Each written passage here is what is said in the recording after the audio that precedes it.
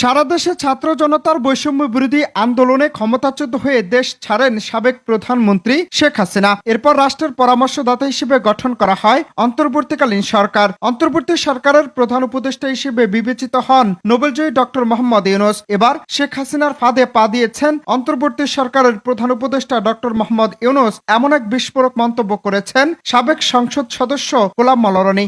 November মাসের 10 তারিখে Sheikh Hasina doctor Mohammad ইউনূসের জন্য একটি ফাঁদ পেতেছিলেন এবং সেই ফাঁদে কোনো রকম বিচার না করে, বিশ্লেষণ না করে ডক্টর মোহাম্মদ ইউনূসের যারা কর্তা ব্যক্তি রয়েছেন এবং সরকারে যারা এই মুহূর্তে পরিচালক রয়েছেন, তারা সবাই সেই ফাঁদে পা দিয়েছেন। আজ বৃহস্পতিবার 14 নভেম্বর সামাজিক যোগাযোগ মাধ্যমে তিনি বলেন, শেখ হাসিনা 80 দশক থেকে দুষ্ট বুদ্ধি নিয়ে চলাফেরা করছেন এবং ঠিক তেমনই ভাবে 10 তারিখের হাসিনার দেয়া ফাঁদে পা দিয়েছে দেশের অন্তর্বর্তীকালীন সরকার।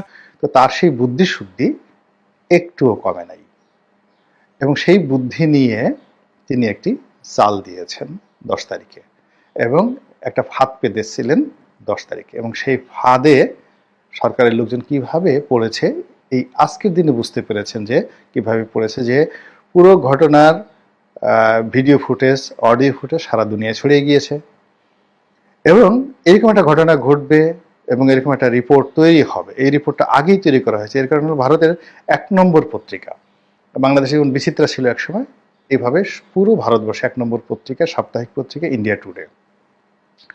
তো সেই পত্রিকার একটা স্টোরি সঙ্গে সঙ্গে ছাপা হলো। মানে এটা তো সাপ্তাহিক পত্রিকা, 100 মানে যেই সংখ্যায় যেই তারিখে এই পত্রিকায় প্রকাশিত হবে, যেদিন এই পত্রিকাটা সপ্তাহে প্রকাশিত হবে তার আগেই এই রিপোর্টটা যদি তাদের তৈরি করা না থাকতো, রাতারাতি এত রিপোর্ট তারা তৈরি করতো না। তাদের শুধুমাত্র একটা ঘটনা, কাহিনী আর একটা ছবি দরকার ছিল, আর বাকিটা তারা যেভাবে চেয়েছে সেইভাবে এখানে আমরা নাচানাচি করেছি। গেল ইন্ডিয়া, আবার ইন্ডিয়া টুডেতে যেভাবে পত্রিকায় তারা প্রতিবেদন প্রকাশ করেছে, একইভাবে এটা হোয়াইট হাউসে চলে গেছে, একইভাবে এটা পেন্টাগনে চলে গেছে, একইভাবে আমেরিকাতে চলে গেছে এবং একইভাবে ট্রাম্পের যে অফিস, ডোনাল্ড ট্রাম্পের যে অফিস, সেখানে চলে গেছে এবং সেখান থেকে স্বয়ং ট্রাম্প মনে হলো যে তিনি যে টুইট বার্তা করেছেন এই টুইটটা শেখ হাসিনা নিজে লিখে দিয়েছেন অথবা সজীব ওয়াজেদ জয় নিজে লিখে দিয়েছেন। এ সময় গোলাম মোল্লা রনি আরো বলেন, আপনারা কল্পনা করতে পারবেন না ডক্টর মোহাম্মদ ইউনূস কিংবা দেবপ্রিয় ভট্টাচার্য সহ যারা আছেন তারা একজন তোফায়েল আহমেদ কিংবা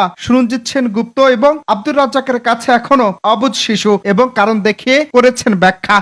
একজন তোফায়েল আহমেদের কাছে, একজন সুরঞ্জিত সেন গুপ্তের কাছে, একজন আব্দুর রাজ্জাকের কাছে, এরা এখন অবোধ শিশু জীবনের সব ক্ষেত্রে, এমনকি লেখাপড়ার ক্ষেত্রে। মানে আপনি তোফায়েল সাহেবের যে লেখাপড়া, তোফায়েল সাহেবের যে লাইব্রেরিটা আছে, আপনি বাসায় গিয়ে দেখেন ওই লাইব্রেরিতে যে বইগুলো আছে সেই বইগুলোর নামই তো এই ডক্টর মোহাম্মদ ইউনূসের যে ক্যাবিনেট আছে একজন নামই বলতে পারবে না।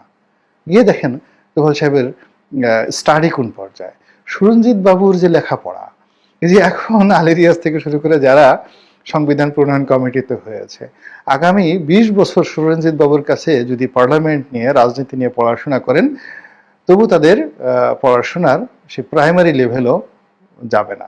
এইরকম যাকে বলে এক একটা পাহাড় ছিলেন। আমি তো প্রথম বুঝতে পারিনি, আমি ঢোকার পরে যখন এদের সাথে বসলাম, কথাবার্তা বললাম, আপনারা বাইরে থেকে বুঝতে পারবেন না যে এই মানুষগুলো কোন পর্যায়ের এবং কতটা উন্নত, যাকে বলা হয় প্রাজ্ঞ রাজনীতিবিদ। এই যে আমির হোসেন আমাকে দেখে মনে হয় বোকাশোকা, কিচ্ছু বুঝে না। মানে মুহূর্তের মধ্যে আপনার মাথার উপর কাঁঠাল ভেঙে, পুরো কাঁঠাল খেয়ে, আপনার সারা শরীরে আঠা লাগিয়ে তারপরে আপনাকে উলঙ্গ করে ছেড়ে দেবে। আপনি যাওয়ার সময় বলবেন, জয় আমু ভাই, জয় আমু ভাই। This is politics. Ananta Hasan Masud, Bangla TV, Dhaka. আপনি বুঝেন যে তিনি যে খেলাটা খেলেছেন সেই খেলাটা অতীতের যে কোনো খেলার চাইতে পরিপক্ক।